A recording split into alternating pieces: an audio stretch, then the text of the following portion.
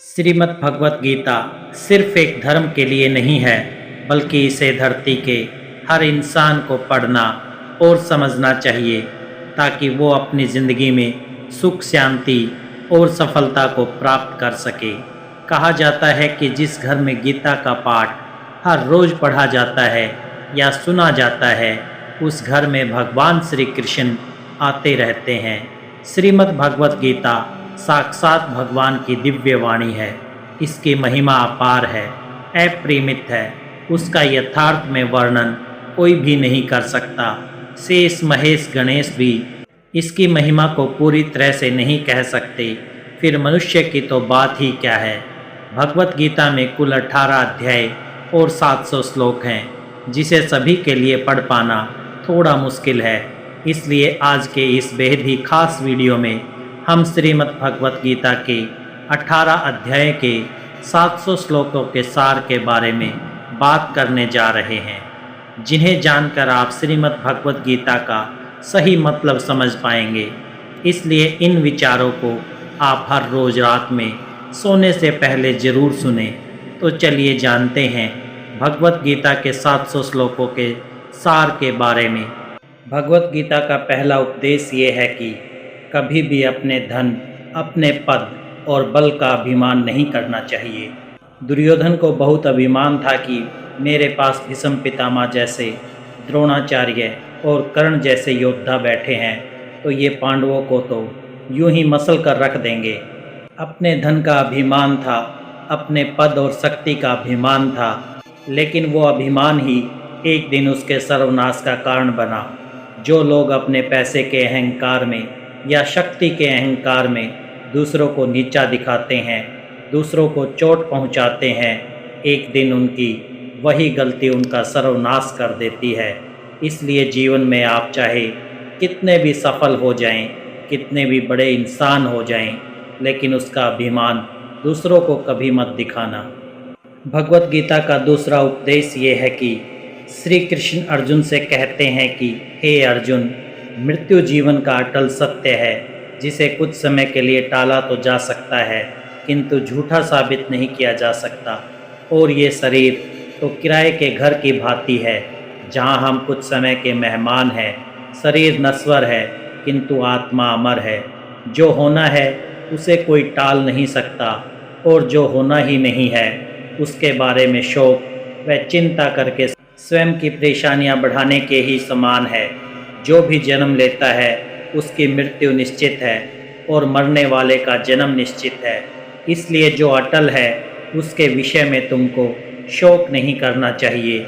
सच्चाई से कभी दूर नहीं भागा जा सकता, इसलिए सत्य को स्वीकार कर लेने में ही हमारी समझदारी है। झूठ को जानबूझकर सत्य मानकर जीना ही बहुत बड़ी गलतफहमी कहलाती है।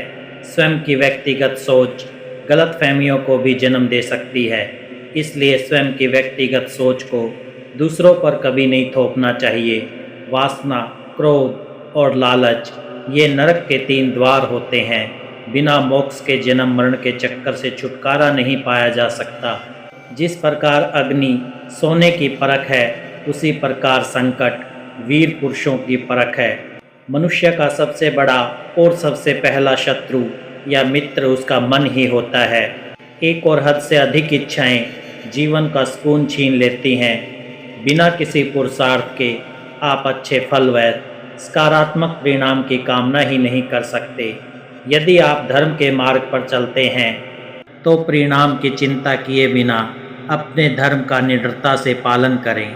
भगवत गीता का तीसरा उपदेश ये है कि जहाँ आपके लिए प्रेम और इज्जत नहीं है, वहाँ कभी मत जाओ।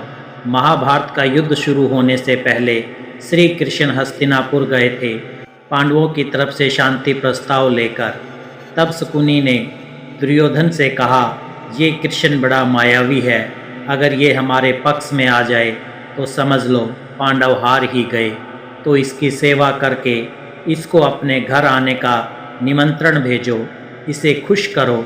जब श्री कृष्ण हस्तिनापुर पहुँचे तो दुर्योधन ने उन्हें अपने घर आने के लिए कहा और श्री कृष्ण से कहा, आप मेरे घर में रहिए, मेरा आतिथ्य स्वीकार कीजिए, मेरे घर में भोजन कीजिए, तो श्री कृष्ण ने दुर्योधन से कहा कि दुर्योधन, इंसान को किसी के घर तभी भोजन करना चाहिए, तभी जाना चाहिए, या तो उसे बहुत प्रेम हो, या तो हमारे जीवन में कोई बहुत बड़ी आपत्ति आ गई हो। ना तो मेरी ज़िंदगी में कोई आपत्ति आई है और ना ही तुम्हारा मुझसे कोई प्रेम है, तो तुम्हारे घर तो मैं कभी नहीं जाऊंगा। तुम मुझे अपने घर बुला रहे हो सिर्फ और सिर्फ अपना मतलब पूरा करने के लिए, और मतलबी लोगों के घर कभी नहीं जाना चाहिए। इसलिए इससे हमको ये शिक्षा मिलती है कि जिसके दिल में आपके लिए प्रेम नहीं है, इज्जत नहीं है, वहाँ आपको कभी नहीं रहना चाहिए। आपको सिर्फ उसी जगह रहना चाहिए जहाँ आपकी कदर हो, आपको इज्जत मिले और जहाँ आपको प्रेम मिले।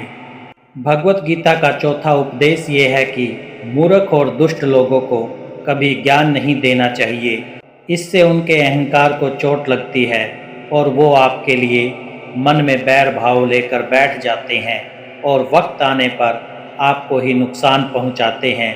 मनुष्य जीवन बहुत दुर्लभ है, इसे व्यर्थ न जाने दो। जीवन में ऐसे कर्म करो जो आने वाले मानव जाति के लिए प्रेरणा स्रोत बन सके। श्री कृष्ण अर्जुन से कहते हैं कि हे अर्जुन, जो जीवन के मूल्य को जानता हो वो मनुष्य अपने जीवन का मूल्य निर्धारित कर जीवन को एक बड़ा लक्ष्य प्रदान कर पाता है। स्वयं के लिए सर्वश्रेष्ठ बने। आपका मूल्य समझकर दुनिया एक दिन आपका सम्मान करेगी। जीवन ना तो भविष्य में है ना अतीत में, जीवन तो इसी क्षण में है। इसलिए वर्तमान को खुश होकर जीवो। श्री कृष्ण अर्जुन से कहते हैं कि हे अर्जुन, तुम्हारे तथा मेरे अनेक जन्म हो चुके हैं। मुझे तो वो सब जन्म याद हैं, लेकिन तुम्हें नहीं। खुद को जीवन के योग्य बनाना ही सफलता और सुख का एकमात्र मार्ग है। ईश्वर आपके जीवन को सुधारने संवारने हेतु अनेक कर्म करने के मौके देता है, किंतु मनुष्य अपनी इंद्रियों के अधीन रहकर उन मौक़ों का सही लाभ नहीं उठा पाता। अच्छे कर्म करने के मौके कभी ना छोड़ें। कर्म करो, फल की लालसा छोड़कर कर्म करने वाला मनुष्य ही अपने जीवन को सफल बना पाता है। बुरे कर्मों के बाद जिंदगी भर कितने भी अच्छे कर्म कर लो, किंतु बुरे कर्मों का फल अवश्य ही मिलकर रहेगा। श्री कृष्ण अर्जुन से कहते हैं, हे अर्जुन, एक सच्चा योगी अपने कर्म फल की इच्छा किए बिना कर्म को धर्म समझकर पूरी निष्ठा से करता है। जो मनुष्य ना तो कर्म फल की इच्छा करता है और ना ही कर्म फलों से घृणा करता है, वो सन्यासी जाना जाता है। जीवन में किसी भी मुकाम को प्राप्त किया जा सकता है जब मनुष्य अपने मन पर नियंत्रण और खुद पर विश्वास रखकर आगे बढ़े, तो निर्बलता अवश्य ईश्वर देता है, किंतु मर्यादा मनुष्य का मन ही निर्मित करता है। भगवत गीता का 5वां उपदेश ये है, आप चाहे कितने भी अच्छे हो, लेकिन अगर बुरे लोगों के साथ रहोगे तो आपका भी वही हाल होगा जो बुरे लोगों का होता है। भीष्म पितामह एक ब्रह्मचारी थे, धर्मात्मा थे, लेकिन वो अधर्म के पक्ष में खड़े हो गए। द्रोणाचार्य भी एक ब्राह्मण थे, लेकिन वो अधर्म के पक्ष में खड़े हो गए, तो अंत में उनका वही हाल हुआ जो एक अधर्मी इंसान का होता है। उनको मृत्यु के समय भयानक पीड़ा का सामना करना पड़ा। इसलिए गलत संग में कभी नहीं रहना चाहिए, क्योंकि कई बार आपको उनके संग में रहने की वजह से ही उनके ही कर्मों की सज़ा मिलने लगती है। फिर आपको समझ नहीं आता कि मैंने तो कुछ किया भी नहीं, मैं तो खाली उनके साथ रहता हूँ, मुझे दुख क्यों मिला। बुरे लोगों का संग आपकी ज़िंदगी में कभी खुशी नहीं लाएगा, इसलिए हमेशा अच्छे संग में रहना चाहिए। भगवत गीता का 6वां उपदेश ये है कि जो दूसरों के साथ छल करता है उसका अंत बहुत बुरा होता है। दुर्योधन का मामा शकुनी और दुर्योधन ने पांडवों के साथ जीवन भर छल किया, पथ पथ पर उन्हें धोखा दिया, कभी ईमानदारी से उनके साथ नहीं चला, और उसका परिणाम दुर्योधन को ये मिला कि उसके दल का हर एक बड़ा योद्धा छल के द्वारा ही मारा गया, क्योंकि दुर्योधन ने जैसा कर्म किया था उसको वैसा ही फल मिला। सारा जीवन भर उसने छल किया तो अंत में उसकी खुद की मृत्यु भी एक छल से ही हुई थी। इसलिए कोई अगर खुद को बहुत ज़्यादा चालाक समझता है कि दूसरे को धोखा दे दिया, दूसरे को बेवकूफ़ बना दिया, एक दिन कोई आएगा उसकी ज़िंदगी में भी तो उसको ही धोखा देगा, क्योंकि कर्म सबके चेहरे याद रखता है। जो जैसा कर्म करता है उसको वैसा फल जरूर मिलता है। भगवत गीता का 7वां उपदेश ये है कि जीवन में जब भी कोई मुश्किल आए तो हिम्मत मत हारो, बस थोड़ा धीरज रखो। जो लोग मुश्किल वक्त में खुद को थोड़ा संभाल कर धीरज रखते हैं वो हर मुश्किल को आसानी से पार कर जाते हैं। एक राजा अपने गुरुजी के पास गया और उसने गुरुजी से जाकर बोला कि वैसे तो राज्य में हर प्रकार की खुशहाली है, पर वक्त का कोई भरोसा नहीं है। अगर कभी ज़िंदगी में कोई मुश्किल वक्त आए, कोई बुरा वक्त आए, तो उस वक्त के लिए मुझे कोई मंत्र दीजिए, कोई शिक्षा दीजिए, कोई उपदेश दीजिए कि उस बुरे वक्त से कैसे बाहर निकलना है। तो गुरुजी ने उसे एक ताबीज़ बांध कर दे दिया और राजा से कहा कि इस ताबीज़ में मैंने एक मंत्र लिख कर रखा है।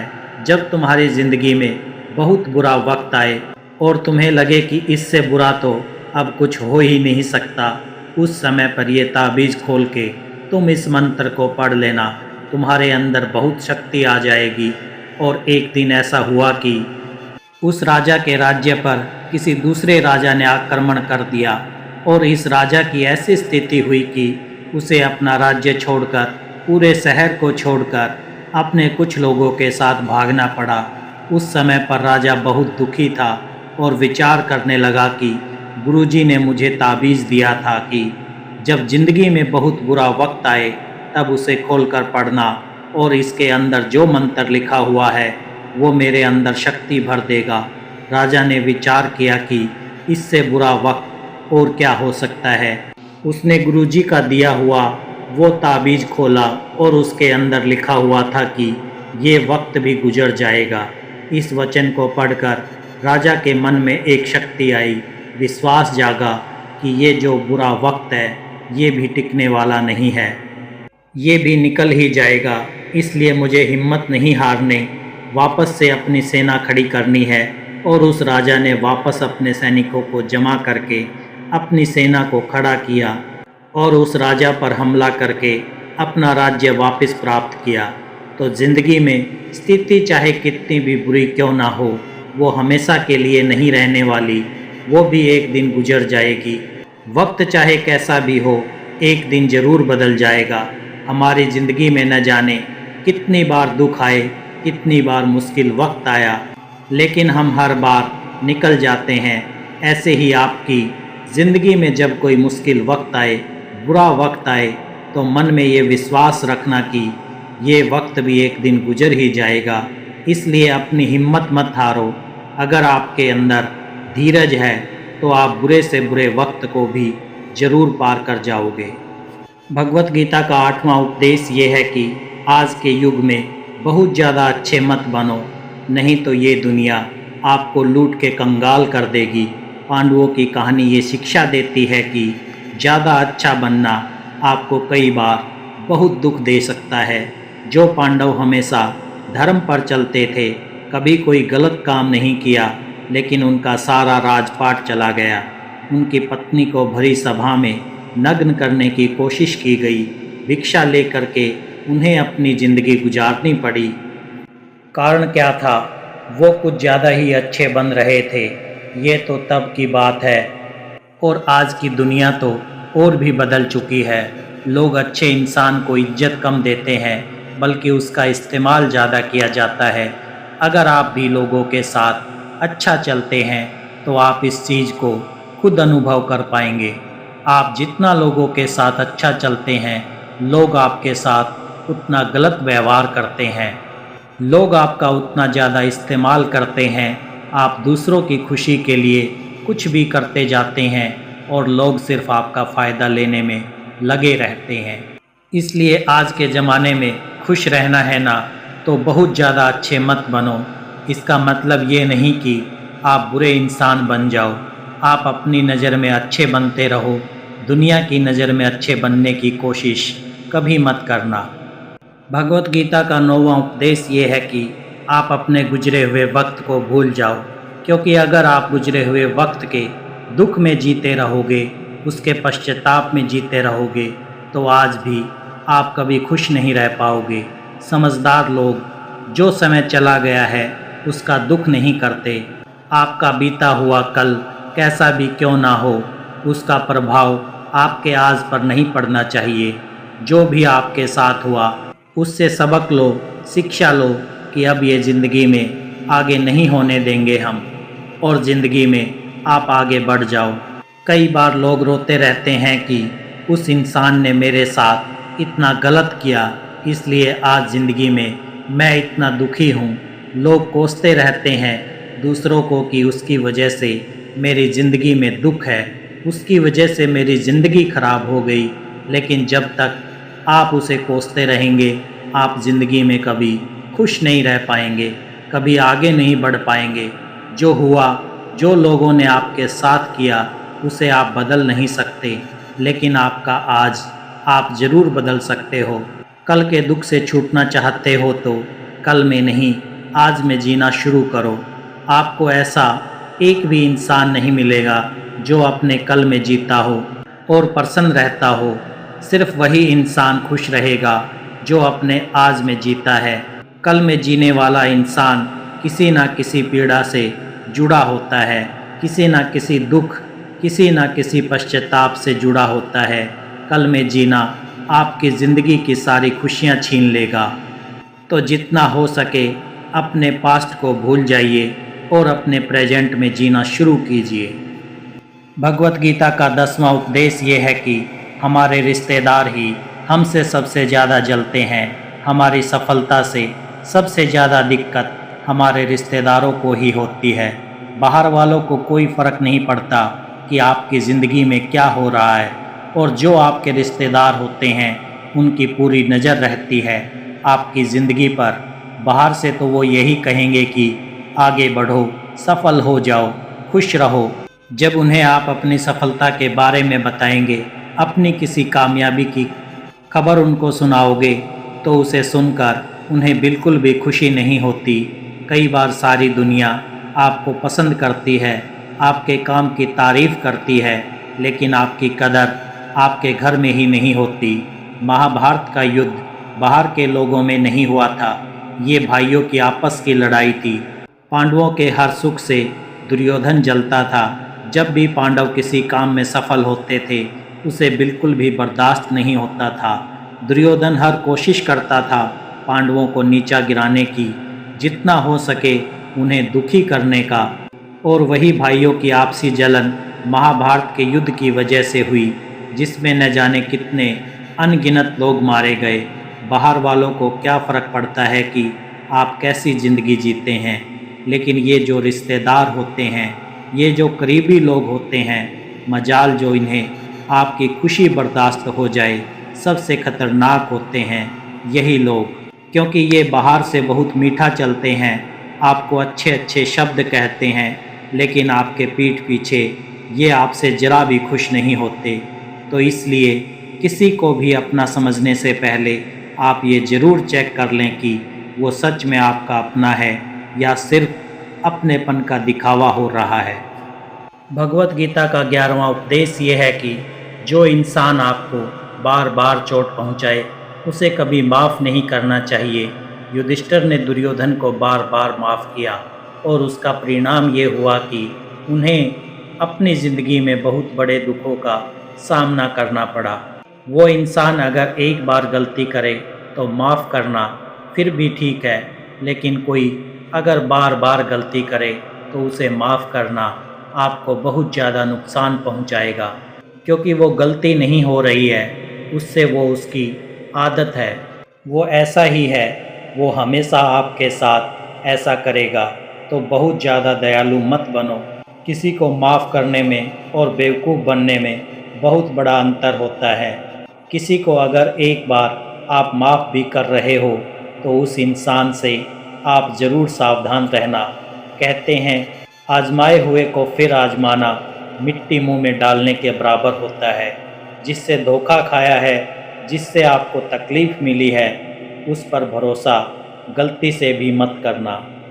तो माफ़ उतना ही करो जितने में आप बेवकूफ़ ना लगो। भगवत गीता का 12वां उपदेश ये है कि जब कोई आपके साथ धोखा या छल करे तो उसको कोसना या दुखी होना छोड़ दो, बल्कि उससे शिक्षा लो कि लोग असलियत में वैसे नहीं होते जैसा आप उन्हें समझ लेते हैं। यहाँ पर लोग अपने मुंह पर मुखौटा लगाकर घूमते हैं। यहाँ हर इंसान खुद को अच्छा दिखाने की कोशिश करता है, अच्छा बनने की कोशिश कोई नहीं करता। आप किसी के साथ थोड़ा गलत व्यवहार करके तो देखो, उसका असली रंग सामने आ जाएगा। या फिर जब आपकी ज़िंदगी में कुछ मुश्किल वक्त आएगा तो भी आपको उसका असली रंग देखने को मिल जाएगा। इसलिए किसी पर भी जल्दी भरोसा नहीं करना चाहिए, किसी से भी इतनी उम्मीद नहीं लगानी चाहिए कि बाद में हमारा दिल ही टूट जाए, क्योंकि दुनिया के लोग ना कभी किसी के हुए हैं और ना कभी किसी के होंगे। अपना दिल उस ईश्वर को समर्पित कर दो, फिर देखना आपका दिल कोई नहीं दुखा पाएगा।